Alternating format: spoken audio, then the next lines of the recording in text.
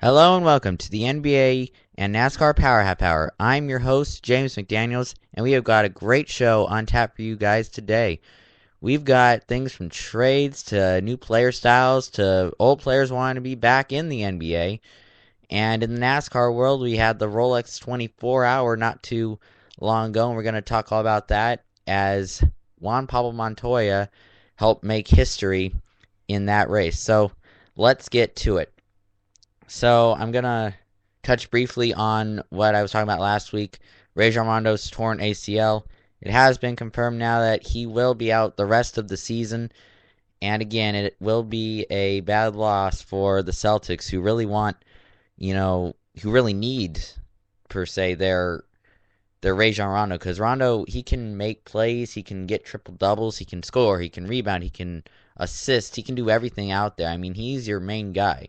When you lose Rondo as part of your offense, it really messes your offense up. So hopefully the Celtics will be able to fix their offense to make it to where they can make it work and win ball games even without Rondo on the floor. But that's going to be pretty tough when Rondo is your main playmaker there on that team. So hopefully the Celtics will be able to recover from it and maybe even make the playoffs. But I wouldn't be surprised if they don't, because it is really hard to make an offense new when you have Rajon Rondo running the show most of the time. So that's the update on Rondo. Simply put, he is out the rest of the season with that torn ACL, which was expected when we first heard the news last week that he did tear it. So let's move on to one of the biggest trades, probably of the season in the NBA, and this is the breakdown of it. It was a three-team trade between the Grizzlies, the Raptors, and the Detroit Pistons. At first, it was the Grizzlies and Raptors making trades. The Grizzlies received Jose Calderon, Ed Davis, and a second-round draft pick. The Raptors, they received the biggest name in this trade, Rudy Gay, and they also received Hamed Haddadi. But then the Grizzlies went and traded Jose Calderon for Tayshaun Prince and Austin Daye. So Jose Calderon is now on the Pistons, and Tayshaun Prince, who we all know has been a Piston pretty much his entire career, and Austin Daye, they're going to be now in Memphis. So as for that trade and what I think about it, definitely have to say that definitely is a win for the Raptors, because when you have a point guard like Rudy Gay, or pretty much any player like Rudy Gay, regardless of his position, he's going to do very well for you, and he's going to make things happen. I mean, he's got some scoring abilities on him. He averages about 20 points a game. On that, he has about 6 rebounds per game. He's got 2.5 assists per game. He also has a field goal percentage skyrocketing for nearly just over 41%. So Rudy Gay, being a player that he has like that, he's going to be really good for the Raptors. And the Raptors themselves, very surprising. I mean, they're 5th in the Atlantic Division, and they're only 17-30. But they've got, people on that team that can do really well. I mean, you have this Bargnani guy who's got a salary of $10 million, and he is one of the big players for the Raptors. But the Raptors at the same time, I mean, they can be deadly from certain spots on the floor. They can do certain things on their style. I mean, if you look at the team leaders currently on the Raptors, Rudy Gay, he is now their main point leader, 20 points a game on average. As for rebounds, they've got Amir Johnson, who can grab nearly 7 of them a game. Assists, you got Calderon now that came over, and he's already averaging nearly 7.5 assists a game. And then you've even got Kyle Lowry on that team, and he can steal the ball. And then you've got Jonas Valanciunas, something like that. He can also block during this game. But I mean, you've got big names on this team now with this Raptors team. You've got Gay, you've got Lowry, you got Bargnani, and it just doesn't make sense why you wouldn't not be winning ball games. I mean, these teams can do well. It just surprised me why they can't win anything. But now that they've got Calderon there, or excuse me, Calderon was traded. But now that they've got Rudy Gay on that team, I think it's going to work out really well for them. Now that they've got a scorer like Gay, and even though Gay is quite young, he still has a lot of years left in him, and he's definitely got all-star status. So I think he'll be able to get this team rolling and maybe start winning some ball games. Now, playoffs, I'm not really sure if they're going to be able to make the playoffs. I mean, you've got a team right now that's fifth in their own division. They've got a losing record by 13 games. So I don't really think they'll be able to come back and make the playoffs here. But I gotta say, if they can really make Rudy Gay work, it's going to be a win-win for the Raptors. As for the Grizzlies, they did get Tayshaun Prince, and we all know Prince from his Detroit days. Prince, of course, being a big factor in that 2004 season when Detroit won the NBA championship. So it'll be quite interesting to see what Tayshaun Prince brings to the table, and also Austin Daye. It'll be interesting to see what he brings too. So this is quite a blockbuster trade because, of course, you are talking about Rudy Gay in here, but honestly, I think it's going to be a very interesting looking year, and I think that this change, it will definitely help the Raptors. For the Grizzlies, I think Prince will be a nice addition, and he'll make up for the loss that Rudy Gay brought. As for the Pistons, they did get Calderon. Calderon is a good player as well. And I think also for the Raptors, back to them again, I forgot to mention DeMar DeRozan, and of course DeRozan is probably their star player along with Bargnani. And I think the Raptors will definitely do well. And I honestly think that this trade worked for pretty much every team that was in it. Every team that was in this trade really won on this one. I think the Pistons only got one player out of it, Jose Calderon, but you know what? I think he'll do very good. I mean, Jose himself he's a pretty good player all on his own. I mean, he can do pretty much anything you ask him to do on the court. I mean, he can score, he can rebound, he can do a bunch of different things. But let's move off of this 3-game trade here because it's getting a little repetitive at this point. Let's move on to Los Angeles, where the Lakers, wow, they've kind of startled me this last few days, few weeks, or well, how about the past week? I mean, are you kidding me? Kobe Bryant's passing the ball, and they're actually winning ball games. Who knew that would actually happen?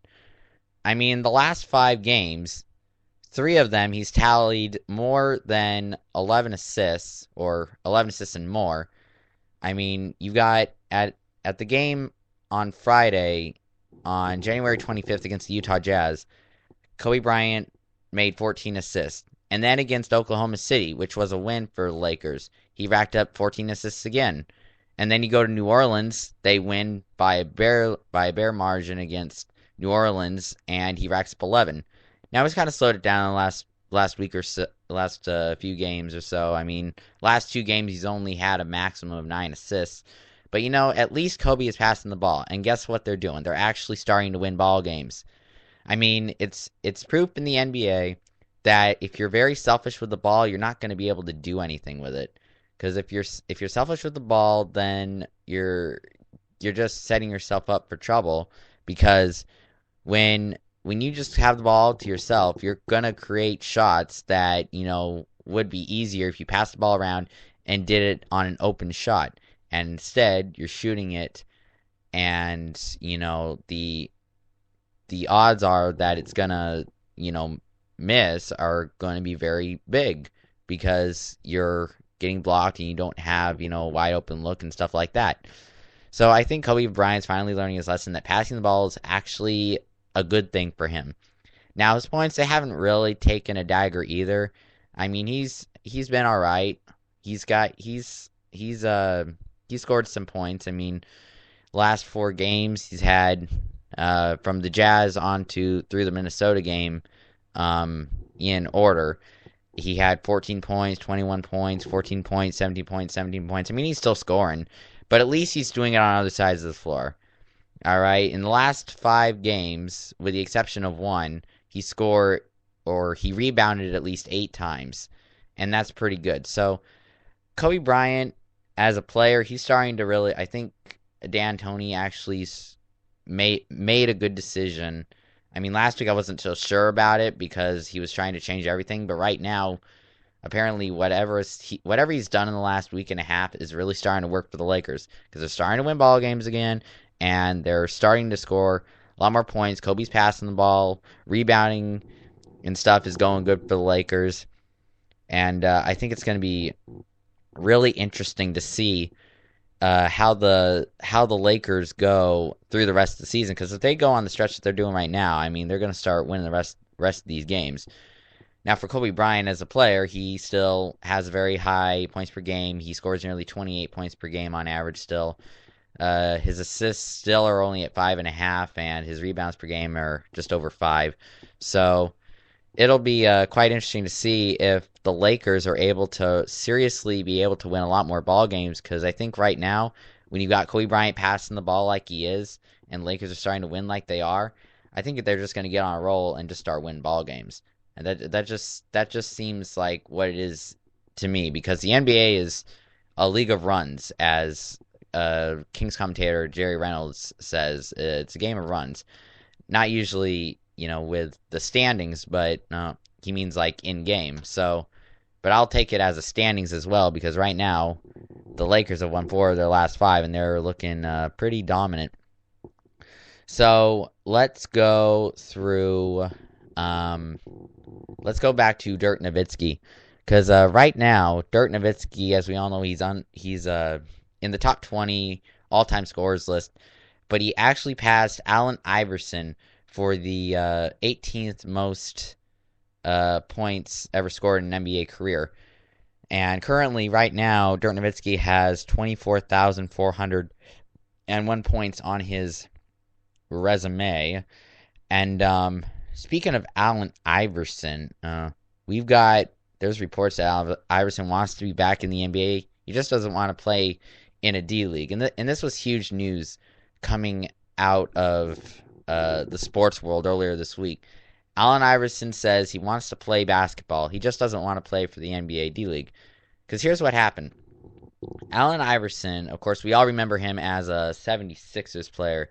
You remember him as probably one of the greatest Sixers players out there. He's a former NBA MVP, 4-time scoring champion, and now he wants to start playing again. There's nothing wrong with that. He just doesn't want to play in the D League, or known as the Development League. The NBA Development League for the Texas Legends, to be exact. And so this was what Iverson's manager had to say. He said, quote, Allen, while he appreciates the interest the Dallas affiliate has shown in him, and that option was there for him if he wanted to take that route, he's not going to do that route, end quote. He also said that, quote, he's going to continue to work very hard to get his mind and his body back to a place where he can help his team in the future, sooner more so than later, end quote. So basically, Allen Iverson, he wants to play some basketball. He just doesn't want to play in the Development League. And he tried to make a comeback not too long ago, 2009, 2010 year, but he definitely wasn't successful in that. As for what he did after that, he actually started playing in Turkey at the start of the 2010-2011 season, but he had a calf injury that ended his season in January of 2011. So honestly, if there's going to be left a comment on this broadcast, I definitely would like to hear your opinions on Allen Iverson coming back. Would you like to see this guy come back? I mean, he's now 19th on the all-time scorers list, and I think it would be a big story if he did come back. He's got talent, he can score, and pretty much everything works for him. His career just has gone downhill as of late. So I don't know if I can fully trust that he will be a complete success once he comes back to the NBA because I think he's past his prime. And of course, any type of injury at any time will always slow you down. So that's my take on the Allen Iverson thing. Is that if he wants to come back to the NBA, cool. I just don't think he's going to be as great as he used to be. And back to Dirk Nowitzki, we know he's played this game for years right now. He's had injuries lately that have kind of slowed him down a bit, but I gotta tell you, Dirk Nowitzki, he's probably one of my favorite NBA players because he's quite different from most. All right, he came from he was born in Germany, and he's got a stroke in the NBA that is really different from most. I mean, most people will do kind of a one-handed guide shot, I guess you could say, but there are people that like him that just do a different stroke. Like, for example, Sean Marion. I mean, have you ever seen those Sean Marion shots where they just are like little flips of the ball? It looks really weird. But if you go and look at Dirk Nowitzki's shot, he shoots from like behind his head. I don't know if you can even block Dirk Nowitzki unless you block from behind his head because he's got such a motion to where he can get the ball up pretty much over any defender's hand and he can make it stick. I mean, he's got some scoring moves that are great to see in this league. And I really hope he continues to have a good career as he's doing. Who knows, maybe Dallas will win another championship. But definitely would like to see Dirk Nowitzki play in this league as much as he can because he's been one of those players that really inspires you in the NBA because he's been a special player and everybody talks about him. And as for those rumors that he gets traded, all I gotta say is I hope he doesn't because I don't think I could handle Dirk Nowitzki playing on any other team that was not named the Dallas Mavericks because he's been with them his entire career and he's had, well, a very, very long career, over 10 years. And I think he will be one of those players that will be remembered throughout NBA history easily because of the odd stroke that he has and because he's able to score a lot. He made some clutch shots in his career and everything's going well for him. So that's my take on Dirk Nowitzki, and hopefully the Mavericks can find some ways to win even when he is not able to play due to all the injuries he's been encountering lately. So this broadcast has gone on for nearly 18 minutes now, so I'm going to head on to NASCAR after a short commercial break. So up next we'll be talking about Juan Pablo Montoya and how he helped Scott Pruitt make history in the Rolex 24. See you after the commercial break. All right, and we are back. So now let's move on to NASCAR, where there's still not a lot of news, like, big news in the NASCAR world. I mean, there's really not going to be a lot of news until the Daytona 500 comes, and I'm happy that's only just a few days away, about 20, 21 days, something like that. So I'm really stoked for February 24th, which will be the day that the Daytona 500, the Great American Race, will be raced at Daytona International Speedway, and I'm really excited about it. So let's go on to one of the biggest races that NASCAR racers drive in that's not associated with NASCAR, the Rolex 24 Hour. This is a race where drivers literally drive around Daytona, race around Daytona for 24 hours straight. Yeah, I'm serious. They seriously drive around 24 hours, and the winner after the race for 24 hours wins the race. Now, you may be like, okay, well, how in the heck are they going to do that if they're just going to get tired? Because you're going to get tired after driving for what, maybe 4 or 5 hours? Well, it's called that. You go to another guy, you go in the pits, and you get any exchange racers. So anyway, based on that, there was definitely a big thing going on with Montoya and Scott Pruitt. They won this race, the Rolex 24 Hours, and it was the 51st running of the race. And Montoya, who currently is a NASCAR driver, he ran the rest. He ran the final stint of the race. So some people say, Juan Pablo Montoya is that's he was the big name out there at the end of the race because he was the one that completed it.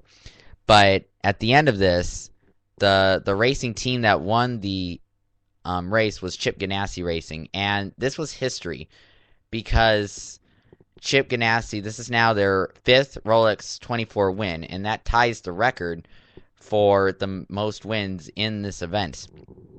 And it's really good too because it's a full team race. I mean, it's not just one racer, not just two. There's actually a full 4 people team that races in these cars, and for the winning team it included Juan Pablo Montoya, Scott Pruitt, and they also had teammates Memo Rojas and Charlie Kimball, who also raced and helped get the team the race win.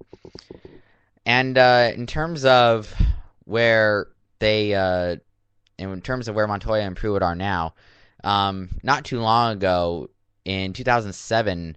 They had a NASCAR nationwide race that those two were in, and then what happened was that Pruitt or should I say Montoya, he spun Pruitt en route to his first NASCAR victory, and Pruitt called it, quote, "the dirtiest, nastiest move I've ever seen by a teammate," end quote. So yeah, it's like these guys, they did have a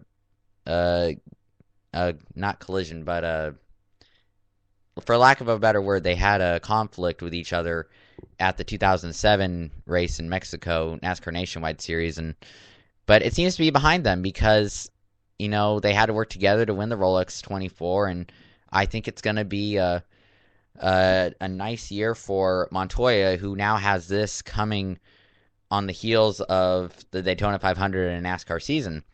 So I think it's definitely a momentum changer for Juan Pablo Montoya, who I think we all remember this one. He something happened on his car at last year's Daytona 500. He coming into turn 3, and his car just goes straight up the wall, hits a jet dryer, and sets the entire, well, not the entire, but just he set some part of the track on fire. If you can believe that. If you do not believe me, you can go to YouTube, search it up, Juan Pablo Montoya into jet dryer, and you will have tons of videos showing you that wreck. Because I'm telling you, it caused a red flag that was super, super long, and they had to use pretty much everything they could just to get the fire out.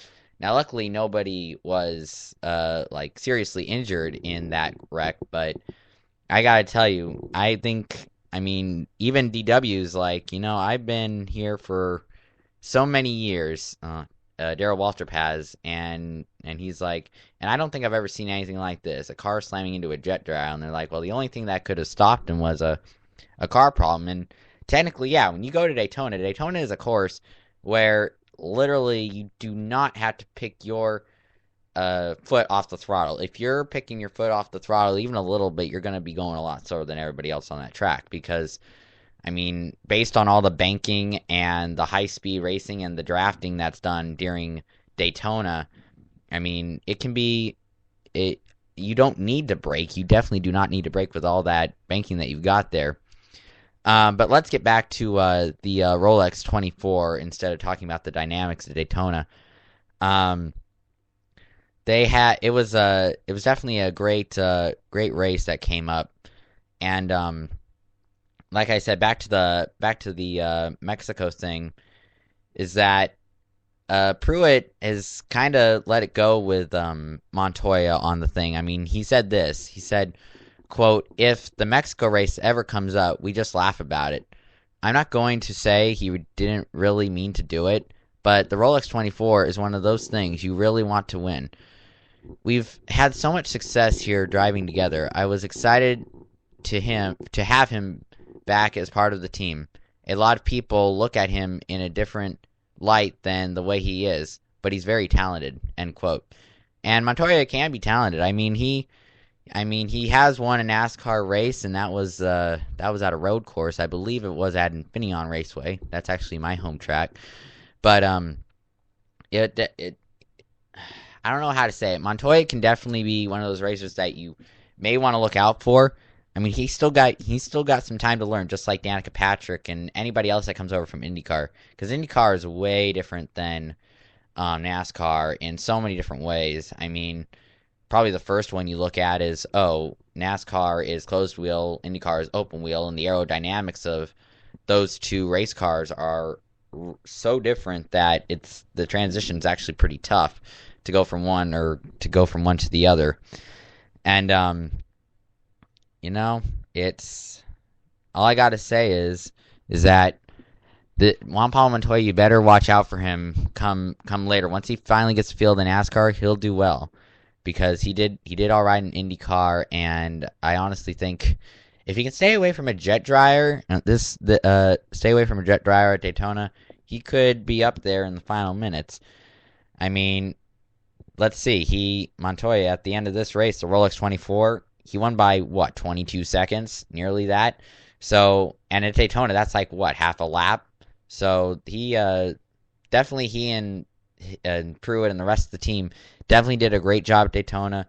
Great spot for Montoya to be in. Has the momentum coming off. So it's going to be a very interesting Daytona 500, I think, because Juan Montoya is going to have that momentum, and I think he's going to ride it and maybe get a good finish for his race at the Daytona 500, the great American race.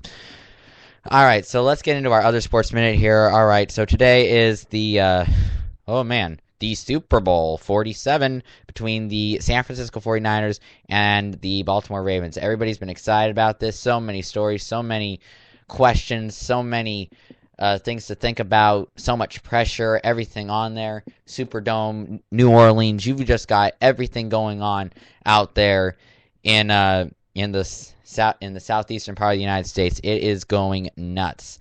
I mean, you got these. It's going to be the first time that these two coaches are brothers, and you've got Colin Kaepernick, who can pretty much be I don't know how you call it. You can't predict what he's going to do. He will just change things up on you. And you've also got, the Ravens. They've got the Ray Lewis. It's his last game. He's had an ultimate career as a defenseman like he has been, and hopefully he'll go out in style. Joe Flacco, that'll be quite interesting. And honestly, this game is two teams that have made quite big differences with each other throughout this whole year. And what I mean by that is that each team made a very big different change in the middle of the season to get to where they are now. So for the 49ers, they took out Alex Smith due to that injury and put in quarterback Colin Kaepernick. And I think the reason he did that was because Kaepernick can pretty much do everything. Alex Smith really can only just pass, maybe 10, 15, 20 yards. Kaepernick's willing to take risks, throw it out really far, and he'll be able to run it, which is something that Alex Smith really wasn't strong at doing, was running the football. And as for the Ravens, they also made some changes in their office, and John Harbaugh did, and he did a really fine job. And now look where they are. They're heading into Super Bowl 47 to take on San Francisco 49ers, and there's nothing better that you can do about this. And the one thing that we know out today is that one team will lose their first Super Bowl because both of these teams in their Super Bowl appearances have a perfect record.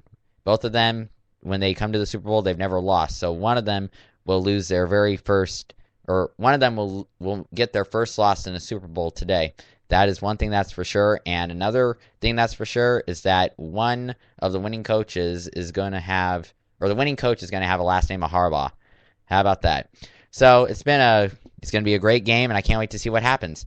So for now, this is James McDaniels from the NBA NASCAR Power Half Hour. Hope to see you next week where we will have more NBA and NASCAR news from all around. Probably talk a little bit about the Super Bowl and everything else that's going on. So for now, I am signing off, and see you all next week.